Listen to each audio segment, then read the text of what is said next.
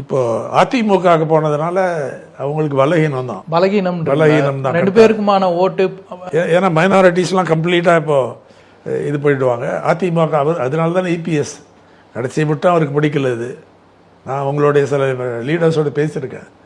வேறு வழி இல்லை, அவன் வந்து ப்ரெஷர் பண்ணுறான்னு தான் சொல்கிறாங்க தவிர பிபிஎஸ்க்கு விருப்பமே இல்லை. இது இப்போ சொல்லுது பிஜேபியிலேருந்து ப்ரெஷர் வருது. எம்ஜிஆர்னு ஒரு இது பார்த்தேன் போட்டிருக்காங்க. அவர் என்ன சொல்கிறாருன்னா, எல்லாருக்கும் நீங்கள் எல்லாம் பயந்துட்டு அவங்க ஏன்னா அவங்க எல்லாம் தவறு செய்திருக்கீங்க, பயந்துட்டு அவங்க வந்து இடி அனுப்புவாங்க, சிபிஐ அனுப்புவாங்க, அந்த பயந்துட்டு தான் நீங்கள் போயிருக்கீங்கன்னு அந்த அதில் போட்டிருக்கு. அந்த பயம் இருக்குது. ஆனால் ப்ரெஷர் பல டிஃப்ரெண்ட் கைண்ட்ஸ் ஆஃப் ப்ரெஷர் வரும் அவங்ககிட்டேருந்து. ஆனால் இவருக்கு விருப்பம் இல்லைங்கிறது தெளிவாக எல்லாருக்கும் தெரியுது. அவங்க கட்சியில் தெரியுது, வெளியிலையும் தெரியுது.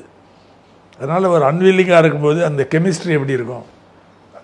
ரெண்டாவது மைனாரிட்டிஸ் கம்ப்ளீட்டாக இது பண்ணிவிடுவாங்க. இப்போ ஒருவேளை அவங்களோட கூட்டணியில் இன்னும் சில கட்சிகளும் உறுதியாக சேர்றாங்க, பாமக தேமுதிக மாதிரிலாம் சேர்ந்தா அந்த அரித்மெட்டிக்ஸ் சேருவாங்க தான்.